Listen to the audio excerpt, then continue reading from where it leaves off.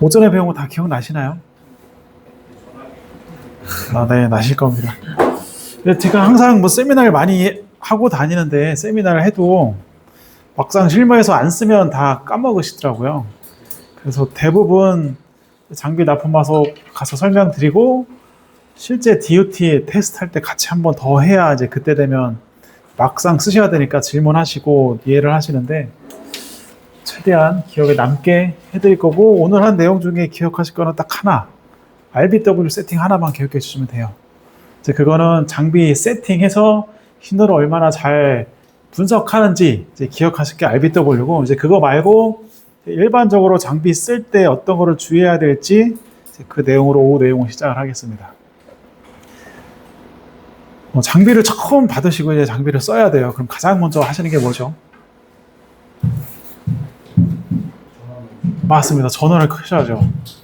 전원 켜기 전에 전원을 연결을 또 해야 돼요. 제가 실제 있었던 일인데 대부분 랩실에 장비 한번 이렇게 세팅하고 나시면 전원 꽂아 전원 주고 많이 안 맞으세요. 전원을 빼놨는데 이게 전원 버튼을 눌러도 전원이 안 들어온다고 수리 요청을 하는 경우가 있습니다. 그래서 전원을 연결하시고 전원을 켜면 이제 장비가 시작이 되는데 이 전원 자체도 간혹 문제가 있습니다. 특히 일반적인 이런 신호 말고 굉장히 낮은 신호, 플리커 노이즈 같은 거 다 아시죠? F분의 1 노이즈. 그런 거 측정할 때는 굉장히 낮은 주파수의 낮은 레벨을 측정해야 되는데 그 건물에서 나오는 전원의 품질에 따라서 플리커 노이즈가 측정이 될 수도 있고 안 될 수도 있고 그래요. 이것도 마찬가지고 다른 일반 오실로스코프도 마찬가지고 다른 쪽도 다 똑같습니다. 그래서 그 전원을 꼭 확인해 주셔야 되고 기본적으로 그라운드가 꼭 연결이 돼야 됩니다. 안 그러면 임시라도 어떻게 그라운드를 건물 그라운드 대체할 만한 방법을 찾으셔야지 그게 안 되면 측정이 정확하게 안 될 가능성이 있습니다. 대부분 되는데 일부 측정 환경에 따라서 안 될 경우도 있습니다. 그래서 장비 설치 전에 이제 전기 확인하시고 이제 요즘 나오는 제품들은 다 110, 220 공용입니다. 그래서 어디가 됐든 다 연결을 해주시면 되고 장비를 켜주시면 이렇게 부팅이 돼요. 그래서 이거를 설명을 드리면 윈도우가 깔려 있습니다. 윈도우가 깔려 있고 거기에 스펙트럼 분석기 앱이 설치되어 있는 거예요. 그래서 이쪽에 뭐 엑셀이나 이런 거 프로그램 까셔도 되고 파이썬 까셔도 되고 뭐 게임 깔아서 하셔도 됩니다. 단지 문제는 윈도우 업데이트는 가급적이면 수동으로는 안 해주셔야 돼요. 왜냐면 지금 상태에 최적화되어 있게 저희가 앱이나 이런 거를 다 맞춰놨는데 그게 간혹 충돌이 나서 저희 키사이트 앱, 스펙트럼 앱이 동작 안 하는 경우가 가끔 있습니다. 그리고 제품마다 회사마다 제품을 딱 만드는데 그 제품에 대한 드라이버 정보를 주는 게 있어요. 뭐 프린터 같은 거 설치하면 PC랑 연결하려면 드라이버 깔잖아요. 그것도 그런 것처럼 이 장비도 마찬가지로 일반 PC에서 통신을 하기 위해서 드라이버 프로그램이 따로 있습니다. 그 드라이버 프로그램이 저희도 있고 타사도 있는데 문제는 그 드라이버 프로그램끼리 충돌 나는 경우가 굉장히 많아요. 키사이트 장비만 쓰고 그런 경우에는 문제가 없는데 키사이트 장비도 쓰고 타사 제품도 쓰고 할 때 혹시라도 이쪽에 타사 드라이버를 깔면 이제 그 순서가 있으니까 꼭 그 까시기 전에 저희한테 문의를 해주시고 까시고 가급적이면 타사 프로그램 이쪽에 안 까시고 이제 별도의 PC를 가져가셔서 까는 걸 권장을 드립니다. 그리고 여기 보시면 캘리브레이션이라고 나오죠. 우리말로 교정입니다. 그리고 이 장비 자체 교정도 있고 시간 지나면 뭐 회사에서 업무 보시다가 이거 교정 맡겨야 돼 이런 말 들어보셨죠? 이 교정이 어떤 건지 혹시 아시나요? 이 개념을 살짝 헷갈려 하시는 분들이 계셔서 측정을 하시다가 교정을 장비를 보내는데 교정이라는 건 뭐냐면 이게 장비가 정상적으로 동작을 하고 있는지 확인만 하는 겁니다. 그래서 이 장비를 교정을 보내면 하는 일이 이 장비를 테스트하기 위해서 쭉 시스템이 구성이 되어 있어요. 그래서 스펙트럼 같은 경우는 정해진 신호, 정해진 레벨을 막 바꿔가면서 얘를 측정을 해봅니다. 그래서 그만큼 레인지 안에 다 들어오면 얘는 정상적으로 동작을 하네 하고 딱지 하나 붙여줍니다. 이 장비는 정상적으로 잘 동작하는 장비야. 이 확인해 주는 게 우리가 말하는 일반 교정입니다. 그래서 이게 일반적으로 교정하면 이렇게 수리를 한다고 생각을 하시는데 그 수리가 아니라 교정은 이렇게 확인만 해주는 거고, 이 장비 자체도 캘리브레이션이라는 걸 해요. 이거는 왜 하냐면 이 장비를 만들고 공장에서 출고를 하잖아요. 근데 아시겠지만 모든 부품들이 항상 똑같은 특성을 나타내지는 않죠. 온도에 따라서 특성이 바뀝니다. 혹시 칩셋이나 뭐 부품 개발하시는 분 계신가요? 이 아까 설명드렸던 쭉 그 패스가 있잖아요. 그 패스가 온도에 따라서 특성이 다 게인이나 이런 게 틀려져요. 그래서 그 기준이 상온 기준으로 맞춰져 있어요. 출시 당시에. 그래서 측정을 만약에 상온에서 하시면 상관이 없는데 상온에서 안 하시고 추울 때 하신다. 아니면 굉장히 더울 때 하신다. 그러면 측정값이 조금 틀어질 수 있어요. 그러면 그 상황에 맞게 얘를 캘리브레이션, 이 장비 같은 경우는 얼라이먼트라고 표시를 하는데 얼라이먼트를 새로 해야 될 경우도 있습니다. 보통 그런 경우는 없어요. 근데 보통 상온이 조건이 되니까 이제 문제가 되는 경우는 실내에서 측정하면 상관이 없는데 조금 온도가 낮은 한겨울에 사무실에서 이 장비를 처음 켜시면 온도가 낮잖아요. 장비가 처음에. 근데 캘은 상온으로 되어 있어요.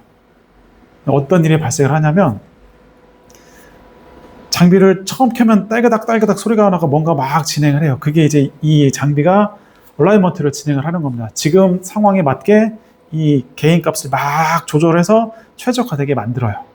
근데 그 최적화되게 만든 거는 지금 조건입니다. 지금 온도가 낮은 조건. 근데 한겨울에 장비를 켜놓으면 열이 나죠. 이렇게. 그래서 온도가 5도 이상 10도 이상 벌어집니다. 그럼 얘가 얼라이먼트를 또 해요. 그래서 저희가 항상 납품할 때 설명을 드리는 게 장비를 켜고 30분 정도 있다 테스트를 하세요 말씀드립니다. 그 이유가 첫 번째가 이 얼라이먼트 때문에 그래요. 처음에 얼라이먼트를 수행해도 어차피 시간 지나면 또 해야 돼요. 자동으로 얘가 진행이 되고, 그게 첫 번째고, 두 번째는 아까 내부에 에로 신호 있다고 말씀드렸죠. 오실레이터가 하는 역할은 신메가를 계속 만듭니다. 근데 오실레이터 종류 혹시 뭐뭐 있는지 아시나요? 오실레이터는 뭔지 아시죠? 크리스탈 오실레이터. 크리스탈이 있는데 여기에 뭔가가 동작을 하면 이게 출력으로 특정한 주파수를 막 쏴주는 거예요. 그거를 신메가로 만드는 게 이쪽에는 오실레이터인데, 이제 예전 같은 경우는 그 오실레이터 타입을 TCXO라는 걸 썼어요. Temperature Controlled Crystal Oscillator. 그리고 이 오실레이터의 출력을 신메가로 만들려면 이 온도를 조절하면 이 출력이 신메가가 되는 방식입니다. 그럼 딱 생각하기에 어떤 문제가 있을까요? 온도를 높이는 거는 쉬워요. 뜨거워지면 되니까, 기다리면 되니까. 근데 이미 올라져 있는 온도를 낮추는 건 거의 불가능합니다. 속에 뭐 에어컨을 설치할 수도 없고요. 그래서 그런 문제가 있어서 그거를 보완하기 위해서 나온 게 OCXO라는 오실레이터가 있습니다. OCXO는 오븐 컴펜세이티드입니다. 그래서 TCXO는 이 값을 유지하기 위해서 계속 이렇게 특정 온도를 유지를 하는데, OCX는 뭐냐면 이렇게 가요. 온도가 이렇게 올라가고 특정 온도가 되면 그때부터는 항상 10메가예요. 온도가 더 올라가도 10메가예요. 그래서 특정 온도 이상이 돼야 얘가 10메가가 정상적으로 출력이 됩니다. 그럼 30분 말씀드린 게 첫 번째는 얼라이먼트 이유도 있고, 두 번째는 이 내부에 있는 오실레이터가 충분히 10메가를 만들 수 있는 제 성능을 발휘하기 위해서는 30분 정도 기다려야 제대로 된다. 그래서 두 가지 이유 때문에 30분 정도 예열을 해라, 말씀을 드리고 있습니다. 그리고 내부에 있는 오실레이터를 사용을 하셔도 되는데, 아까 주파수 측정할 때 그 오실레이터를 공유한다고 말씀드렸잖아요. 그래서 모든 장비에는 뒤쪽에 레퍼런스 인풋, 레퍼런스 아웃풋 두 가지 포트가 있습니다. 이게 의미하는 거는 얘도 에러가 있고 얘도 에러가 있어요. 그래서 얘 아웃풋을 얘 인풋으로 연결하면 얘가 오실레이터를 얘 내부 거로 쓰는 게 아니라 여기 거를 그대로 가져다 씁니다.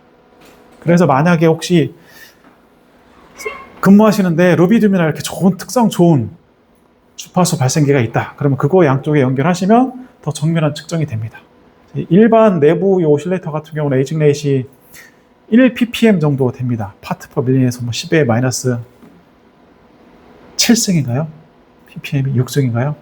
그게 의미하는 게 1년이 지나면 이만큼 틀어질 수 있다라는 내용입니다. 그래서 이 성능, 그 내부의 오실레이터 성능이 얼마나 좋은지에 따라서 이제 정확한 측정이 되고 정확한 측정이 안 될 수도 있어요. 그리고 시간이 지날수록 성능이 점차 안 좋아집니다. 그래서 그거를 확인하기 위해서 캘리브레이션을 하는 거예요. 이게 시간이 지났으니까 이만큼 틀어질 수 있는데 아직도 이 안에 있는지 벗어났는지. 그래서 이거를 검사해서 만약에 그 안에 있다. 그러면 너도 써도 돼. 이렇게 확인을 해주고 이게 벗어났다 싶으면 이게 만약에 조절을 해서 이쪽으로 갖고 올 수 있으면 조절을 하는 거고 그게 안 되면 그냥 부품을 갈아서 수리를 하는 개념입니다. 그래서 교정, 조정 이렇게 과정이 들어가는 거죠. 그래서 이거를 실행을 하면 이렇게 화면이 딱 뜹니다. 이게 스펙트럼 화면입니다. 그래서 아까 설명드린 것처럼 이쪽이 시작 주파수, 저쪽이 끝 주파수. 그래서 여기부터 저기까지를 스팬이라고 불러요. 그럼 가장 먼저 세팅해야 될 게 뭘까요? 내가 어떤 주파수를 찾아보고 싶어요. 그 주파수를 알고 있으면 그 주파수 근처로 세팅을 하면 되겠죠. 그래서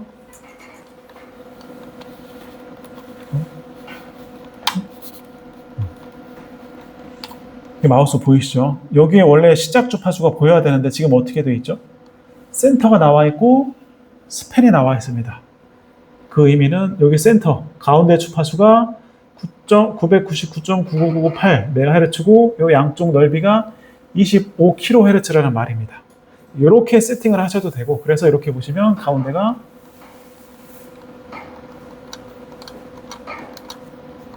1 기가의 스팬은 만약에 뭐 100메가를 보고 싶다. 그러면은 그렇게 세팅이 되는 겁니다. 가운데 100 기준으로 양쪽으로 50메가씩. 그러면 이 안에 어떤 신호가 나오는지 볼 수가 있는 거죠. 이제 내가 알고 있는 경우에는 그렇게 세팅을 하면 되는데 이제 모르는 경우도 있을 수 있죠. 뭐 들어오는 신호가 알면은 그거를 세팅해서 이것만 딱 볼 수 있는데 모른다. 그럼 어떻게 해야 될까요? 그냥 얘가 갖고 있는 풀스팬, 이 풀스팬이라는 거는 이 장비가 갖고 있는 주파수 렌즈를 한꺼번에 다 보는 거예요. 그럼 세팅이 어떻게 되냐면 가운데가 3기가고 스팬이 7.4기가입니다. 그러면 6기가 정도 되나요? 여기 반 자르면 한 7기가 정도? 네. 요 레인지를 다 보는 거예요, 그냥. 이렇게 세팅을 할 수도 있고, 주파수를 아까 처음에 시작이랑 끝, 이렇게 말씀드렸잖아요. 그렇게 세팅도 할 수 있습니다. 여기 보시면 스타트 주파수, 스탑 주파수 있죠. 이렇게 세팅을 하시면 됩니다. 근데 여기 귀찮으시잖아요.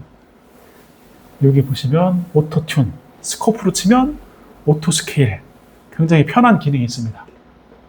이거를 짠 하고 누르면 들어오는 신호를 지가 알아서 찾아서 그 신호가 화면의 가운데에 들어오게 이렇게 세팅을 해줍니다. 그래서 이 신호 같은 경우는 999.999832MHz 신호가 들어온 거예요. 제가 세팅을 이쪽 위에 있는 게 신호 발생기인데 이 신호 발생기를 1GHz의 파워는 마이너스 40dBm 파워를 쏘고 있어요. 근데 주파수가 살짝 틀어지죠. 이때 10메가 레퍼런스를 연결하면 이게 완벽하게 이제 1기가가 되는 겁니다. 이게 틀려지는 이유는 얘가 갖고 있는 오실레이터 특성이랑 얘가 갖고 있는 오실레이터 특성이 살짝 틀려서 그런 거예요. 그래서 모든 주파수 관련 측정을 할 때는 레퍼런스를 동기를 시키셔야 돼요. 만약에 DUT가 레퍼런스가 없다. 그러면 할 수 없는데 DUT에서 레퍼런스 뽑아낼 수 있다. 그러면 무조건 그 레퍼런스를 뽑아서 이쪽에 연결을 해주셔야 정확한 측정이 됩니다. 그리고 이쪽 주파수 단위 같은 경우는 여기 보시는 것처럼 리니어 스케일로도 하실 수도 있고 로그 스케일로도 하실 수도 있습니다. 로그랑 리니어는 다 차이 아시죠? 제가 군부대 갔는데 어떤 중령분이 오셔서 로그 단위가 뭔지 설명을 해줘라. 그래서 상대적인 값이다 했더니 그건 나도 아는데 모르겠다고 그랬는데 혹시 다 아시죠? 로그랑 리니어? 왜 이 로그랑 리니어를 바꾸죠? 이유는 혹시 아시나요? 왜 로그 스케일이 있는지? 아시는데 네, 아시겠죠? 리니어로 하면 문제가 이거죠. 나는 이쪽 낮은 주파수 부분도 보고 싶고 높은 주파수 부분도 보고 싶고 많이 보고 싶어요. 근데 이쪽에 데이터가 몰려 있어요. 리니어로 하면 이 부분은 다 보는데 높은 쪽이 안 보이죠. 그래서 이때 로그 스케일로 하면 이 전체적인 내용을 다 볼 수 있고, 이제 요거는 X축으로 기준으로 할 때 그렇습니다. Y축으로 할 때도 마찬가지로 리니어 스케일, 로그 스케일 다 변화시킬 수 있습니다. 근데 대부분 스펙트럼 같은 경우는 파워를 측정을 하는 거죠. 그래서 리니어 스케일로 보는 경우는 거의 없습니다. 로그 스케일로 보고 이 단위도 설정을 할 수 있어요. 보시면 스케일 퍼 디비전 10dB라고 되어 있죠. 이게 한 칸이 10dB란 말입니다. 그래서 전체 100dB를 볼 수가 있는 거죠. 그럼 하나하나 이제 아까 수업에 때 해봤던 내용을 해볼까요? 이 모양이 아까 뭐라고 그랬죠? 어떤 모양이랬죠? CW 하나 쏘는데 이론적으로는 학교 때 교수님이 설명할 때 주파수가 있어 그러면은 이렇게 안 그리고 줄 하나 찍 그리시죠. 근데 실제 그런 신호를 만들 수도 없고 그런 신호를 분석도 못해요. 그래서 이 모양이 필터의 모양입니다. RBW 필터의 모양. 자, 필터 세팅을 한번 해볼게요. 필터가 어디 갔냐?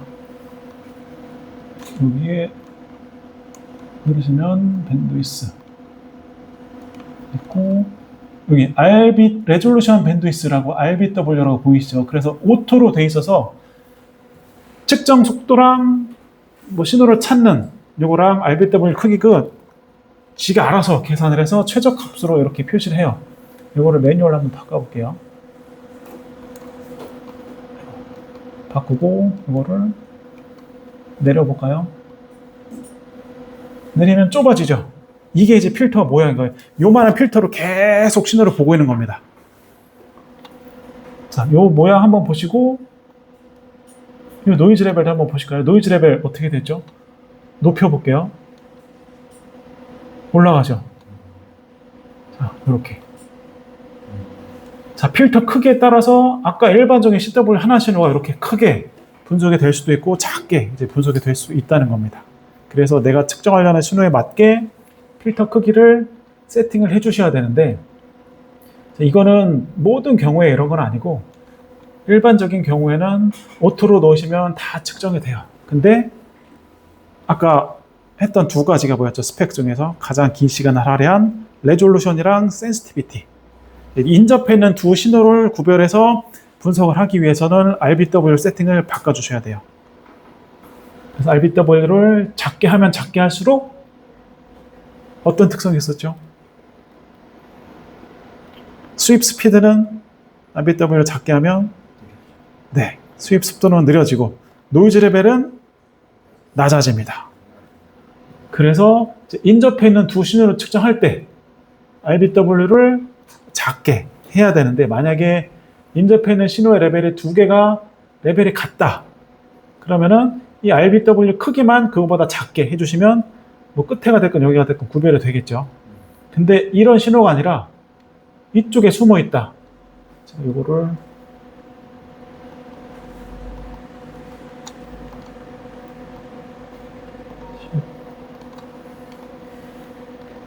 ODB를 한번 해보겠습니다. 자, 이렇게 보면 깨끗한 신호처럼 보이죠? 근데 이 밑에는 우리가 몰라요. 왜냐면 이 신호 자체가 지금 세팅 상황에서 장비가 갖고 있는 노이즈입니다. 이 밑에 뭔가 숨어 있을 수도 있겠죠. 그거를 보려면 뭐를 바꿔야 되죠? 이거를 떨어뜨려야 되죠. 이 떨어뜨릴 수 있는 방법. 첫 번째가 RBW 작게. 한번 해볼게요. RBW 최대한 작게.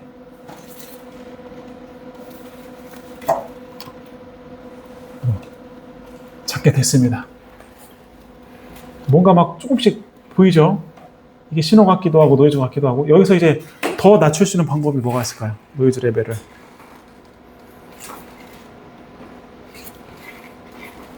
빨리 잘 기억해 주셔야 됩니다. RBW 작게 한 거랑 여기 보시면 프리앰프 기능이 있어요. 프리앰프를 ON을 해주시면 조금 더 낮아집니다. 주파수 레인지에 따라서 보통 5dB에서 10dB 정도 더 낮아지는 효과가 있습니다. 그 다음 어텐 한번 높여볼까요? 20dB. 어텐을 주는 만큼 노이즈가 올라가요. 50dB. 올라가죠. 근데 이거를 낮은 신호를 저희가 측정하는 게 문제니까 그때는 어텐을 0dB로 놓고 측정을 하시면 이게 뚝 떨어지죠.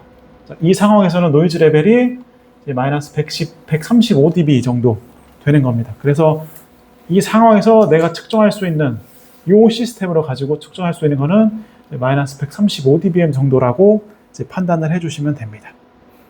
여기에서 더 떨어뜨릴 수 있는 방법이 있을까요? 없을까요?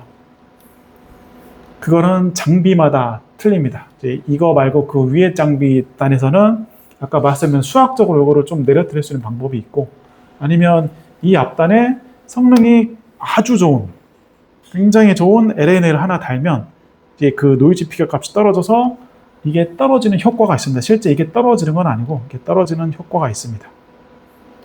그렇게 해서 낮은 신호를 분석을 할 수가 있습니다. 이렇게 테스트 하시고 항상 이 어텐은 ON을 해주셔야 됩니다. 다음 분이 30dB 집어넣으면 이거는 바로 망가지고 몇천만 원이 나가는 거죠. 다행히 어텐이 망가지면 몇백만 원으로 막을 수 있는데 믹서까지 고장나면 몇천만 원이 되는 거죠. 그래서 스펙트럼 분석기를 할 때 주의하실 점은 딱 하나입니다. 이쪽으로 과전압 인가 안 돼야 되고 DC 성분 인가 안 되고 딱 두 가지만 주의하시면 나머지는 크게 문제가 없어요. 왜냐하면 다른 장비 같은 경우는 이 프로그램 자체가 고장이 날 수 있잖아요. 그러면은 수리를 보통 맡기시는데 얘는 윈도우라고 그랬죠. 이제 윈도우가 좋은 점이 리커버리 기능이 있습니다. 리커버리 기능이 뭐죠? 초기 상태로 복구하는 겁니다. 출고 당시에 아무것도 안 깔리고 필수 프로그램만 남기고 그거를 별도의 드라이버에 고스트 이미지를 만들어서 초기 상태를 그냥 저장을 해놔요. 그래서 복구 모드로 들어가면 다 지웁니다. 지금 바탕화면에는 이건 초기 처음 켠 거라서 별로 없는데 막 쓰셨던 데이터를 다 지워지고 초기 상태로 아무것도 없는 상태로 초기로 지나가요. 그러면 복구를 할 수가 있어요. 그래서 하드웨어적으로 문제가 안 되면 이거는 다 복구가 된다고 보시면 돼요. 그래서 크게 걱정 안 하셔도 되니까 요거만 주의를 해주시면 될 것 같습니다. 그리고 인풋 쪽에 보시면 이런 내용이 있어요. 인풋이 이쪽 RF 포트를 말하는 겁니다. 이 포트도 아시겠지만 커넥터 타입이 여러 가지가 있죠. 이거 같은 경우는 N타입입니다. 그래서 주파수가 보통 키사이트 기준으로 26.5기가까지는 N타입을 써요. 그거보다 높은 주파수에서 N타입 케이블 쓰면 될까요? 안 될까요? 안 됩니다. 혹시 그 내용 다 아시나요? 트랜스미션 라인 이런 거 아시나요? BNC 케이블은 어느 주파수 어디까지 지원되고 N타입은 어디까지 지원되고 뭐 3.5mm 얼마까지 지원되고 이런 말이 있습니다. 다 들어보셨죠? 뭐 원리는 모르시더라도 이 주파수에서는 이 케이블 연결해야 돼 이런 내용은 아시죠? 그게 왜 그러냐면 트랜스미션 라인 특징이라는 게 있는데 그 내부에 이렇게 보면 요 도체가 있고 주변에 이거를 감싸는 게 있는데 이거 대 이거의 비율 요거에 따라서 이 신호를 전송할 때 개인이 이렇게 뚝 떨어지는 주파수 레인지가 결정이 돼요.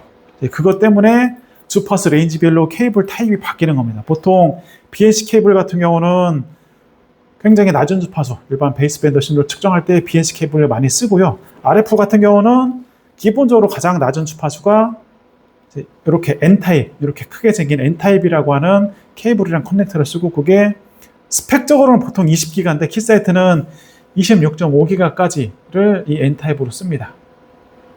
근데 그 경우에 만약에 26.5기가인데 N타입으로 되어 있으면 아시는 분들은 시비를 거세요.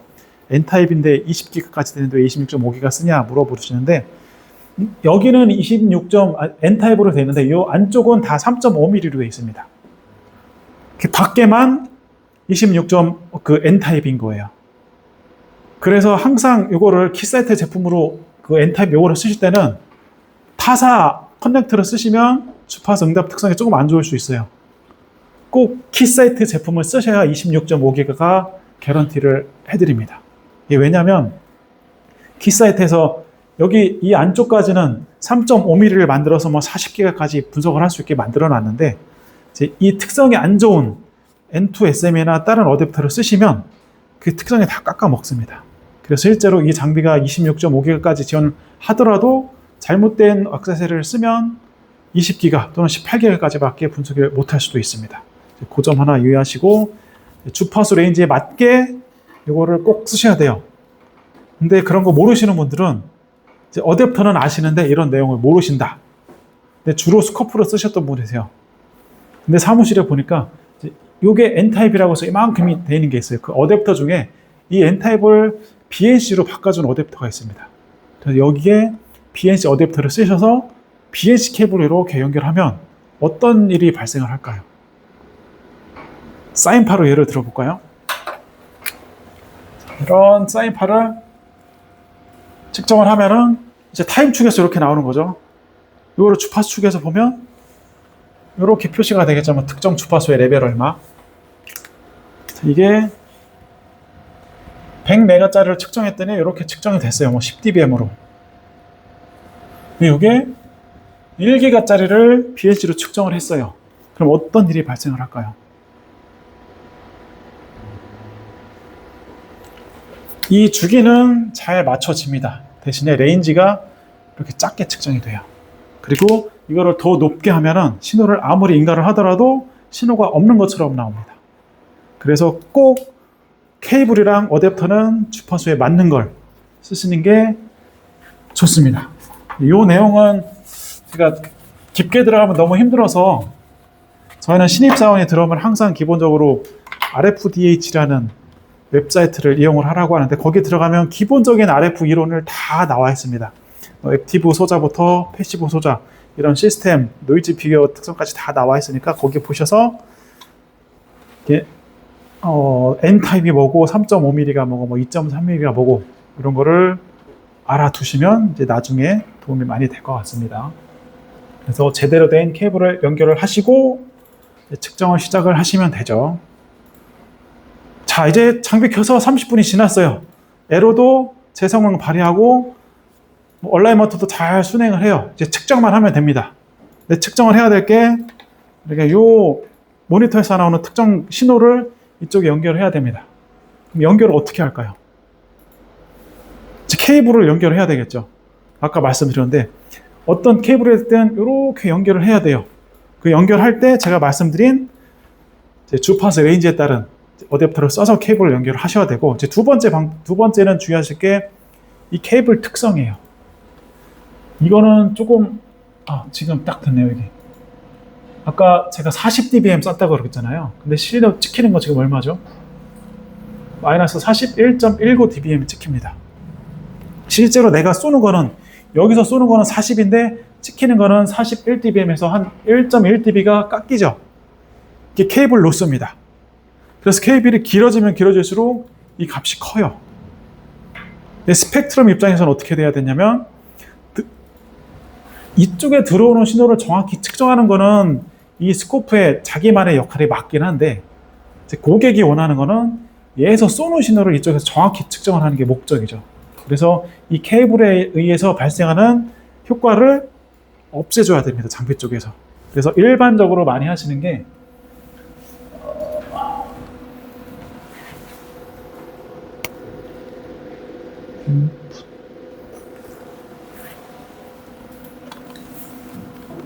인풋 아웃풋 버튼에 익스터널 게인이라는 게 있어요. 이거를 1.18 하면은 40.86 표시가 제대로 되죠. 이 효과를 없앤 겁니다. 이거는 어떻게 설정을 한 거냐면 아까 측정된 값에 이 값에 그냥 수학적으로 더해주기만 한 거예요. 이걸 완벽하게 40으로 만들려면 1.8을 한번 해볼까요? 아이고.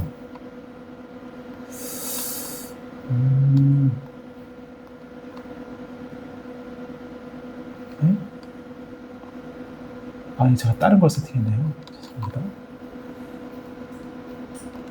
엑스터널 키 마이너스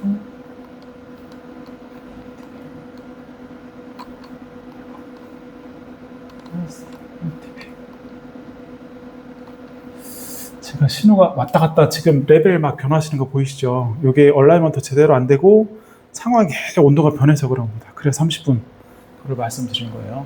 아무튼 이게 지금은 막 레벨이 조금 변하는데 이게 레벨이 안정이 되면 이 실제 들어와야 되는 신호만큼 얘를 보상을 해주면 이제 지금 측정된 값에 얘를 더해서 이제 결과를 보여줍니다. 그럼 따로 이 케이블에 대한 옵셋을 안 해줘도 되는데 이렇게 세팅하면 문제가 하나 있죠. 뭐가 문제죠? 제가 아까 이거 케이블 설명드릴 때 주파수 응답 설명드렸죠. 모든 주파수에 대해서 얘가 이만큼 개인이 차이가 나는 게 아니라 주파수마다 그게 다 틀립니다. 그래서 그런 경우에는 이 코렉션이라는 메뉴가 있어요. 코렉션 들어가시면 오늘 하시고 에딧 코렉션 누르시면 자, 주파수 이게 1기가에 앰플리튜드는 마이너스 2dB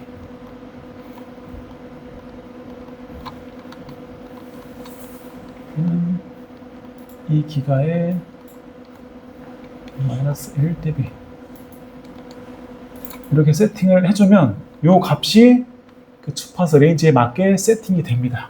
그래서 원래대로라면 정확히 측정을 하실 거면 이 케이블에 대한 특성을 S 파라미터를 네트워크로 측정을 하셔서 그 값을 가지고 이 코렉션 파일에 적용을 하셔야 돼요. 근데 여기까지는 귀찮아서 안 하세요.